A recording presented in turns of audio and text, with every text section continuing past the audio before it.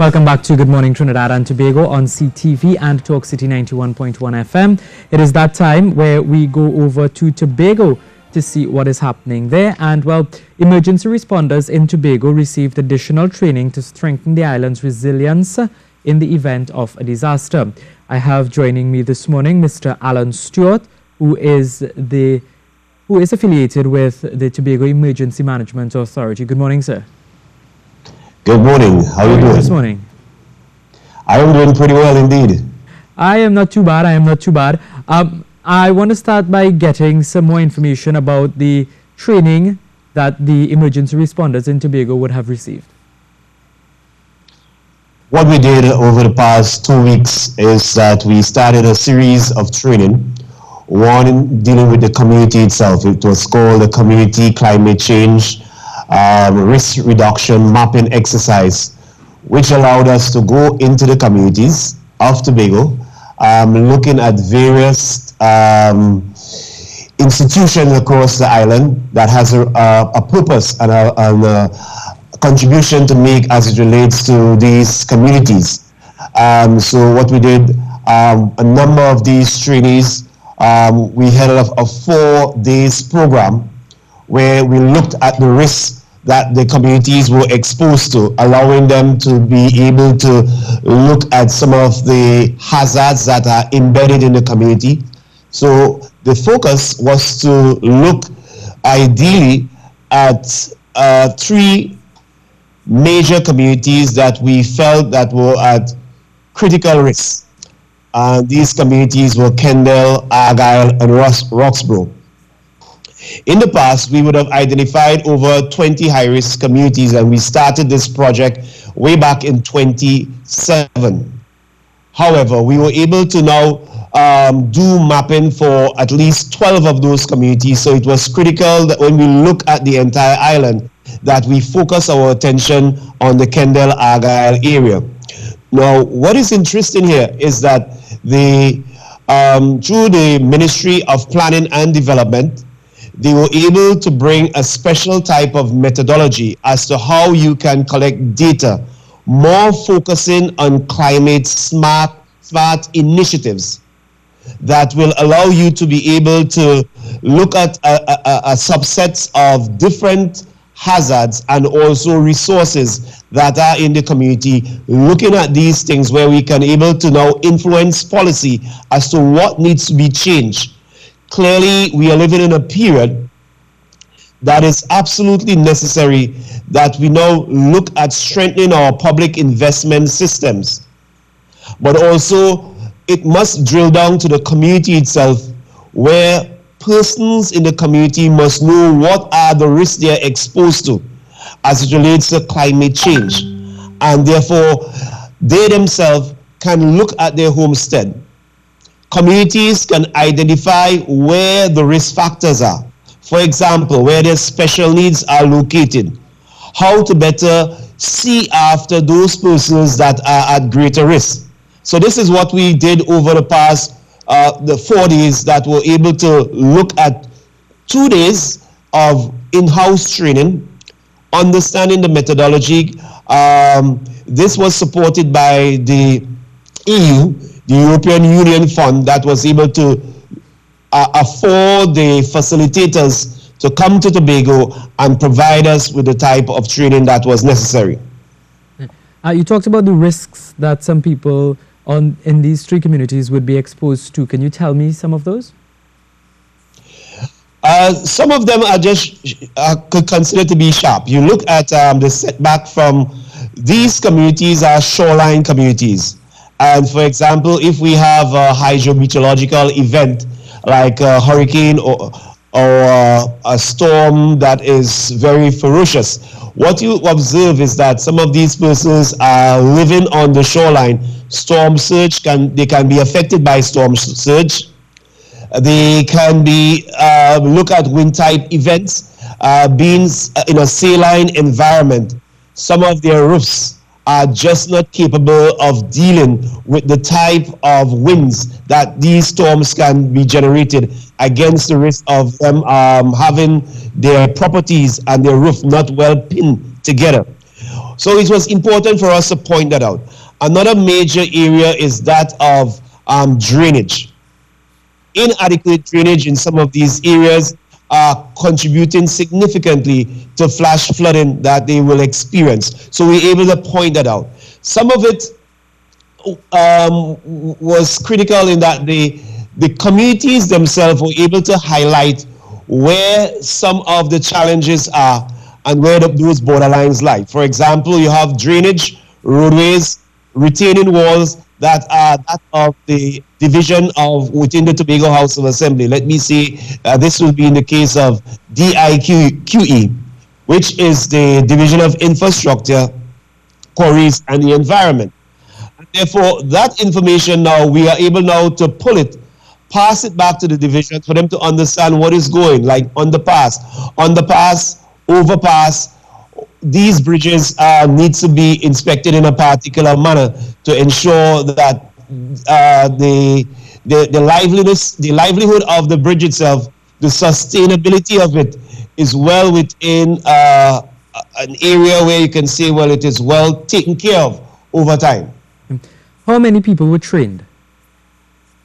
We had over 33 persons trained in this entire exercise, looking at a number of different agencies they represent, at least 2 persons from different agencies. You have members of the Defense Force, you have members of community development, you have members of the CMOH, which dealt with some of the health factors or the public health risks that exist out there. And it helps in the area of doing proper damage assessments and needs analysis to have these persons so trained, and also it giving them the capability of what risk mapping entails and what are some of the hazards that were. So that's the direction in which we went. Yeah. What was the feedback like from those who participated in this initiative? Oh, excellent indeed. I think it was very eye-opening. Even though that we would have started this project in way 2007, what we were able to do was to even identify gaps in our methodology used back in 2007, where we are able now to look at the climate smart issues, the things that are relevant, and that how the weather has increased and what you can expect out of it. Like, for example, even though you're not having rainfall, the frequency is not there, but whenever you have a downpour, what is the impact of that downpour? These are things that the participants were able to have a greater understanding as to how hazards during this period behave. And I think they were very, very grateful for the insight and the information that they received. And is this something that would continue to take place? This initiative yes, of course. Training? What we want to do, once we were satisfied that the methodology was working well in these communities, the objective is to roll it out in all of Tobago, focusing on those high-risk villages first. That is the objectives. And as we go forward, I just want to make the point that the training also allow us to even look at further training. For example, today, yesterday, and tomorrow, we will be conducting a training with the communities, looking at shelter management as one of the areas that require serious attention, allowing persons to know exactly how to manage their shelters, how to identify areas of needs within the shelters, understand shelter management kits, how to utilize them, how to keep them safely, and also to bridge the shelter management teams to what is happening in their communities, what they can expect going forward. Okay, so this is something that you want to continue to develop in such a way that everybody can get training that is necessary because of climate changes is taking place, and it is something that would affect everybody. Yeah, we have seen that climate change and climate variability have been causing serious impact on the livelihoods of communities across the Caribbean. And it's important, based on the Sendai framework, that we understand that it's imperative that we now focus in-depthly on the community itself, building the resilience level, identifying risks associated with their way of life, and help the community to have a better understanding as to how to cope with those risks, how to build resilience where it is necessary, and to make the necessary changes, or what you will call adaptation, going forward. So what would be your advice to people living in Tobago? One of the things that I think is necessary going forward now is that looking at those subsets, looking at what is happening with climate variability, looking at what is happening with climate change, knowing fully well that we are into the hurricane season, we have launched this campaign, which we are doing at risk, looking at the communities and saying, listen, make yourself a hard target this hurricane season. It's imperative that persons take the necessary step to protect their livelihood, to look at areas that, that they are impacted with. So in doing so, we are now looking at how we can better foster development in a particular manner. We are looking at the areas that you need to look at your homes, look at what you are exposed to, and take the necessary initiative during this hurricane season to make yourself that hard target, to reduce vulnerability, to reduce the chance of you being impacted, whether it's by a storm, whether it's by a tsunami. Be aware of the hazards and the risks that you are exposed to as a people. It is very, very important that you, members of the community, take the necessary steps to ensure your safety, ensure the safety of your livelihood going forward. Learn the necessary skills as to how to better provide help to your community. And sometimes we see that is quite missing in the scheme of things going forward. Yeah. And I want to talk about the training for people in Tobago itself, not the emergency responders. Would there be anything for the average citizen to be part of in order to get some training?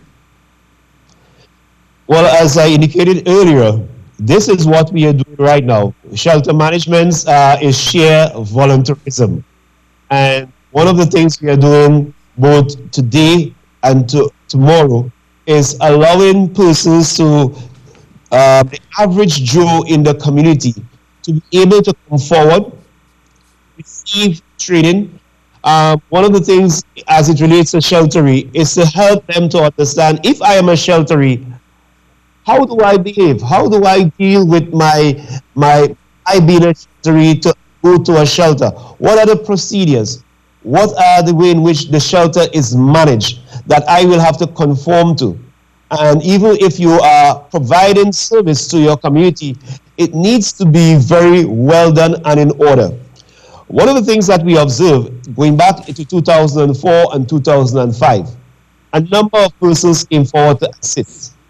Not being trained, not understanding standard operating procedures. Sometimes your good help can be a hindrance to the process as you try to fit in to provide what is called service to your fellow men. So we think it's important, and also we are going along those lines where first aid training and other type of training is provided to you, where you are able to provide that type of help to your community.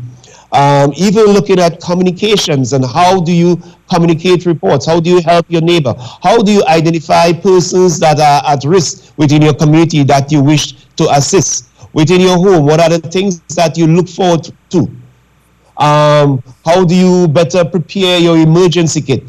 One of the things that we are doing at this time, we are going to the malls and some of the open spaces, the camps, so that we can educate those persons from a very young age as to how to identify these hazards, how to take the message home, properly packaged to the parents for them to understand exactly what is necessary. Because sometimes we think that the adults know, but sometimes they don't behave as they do.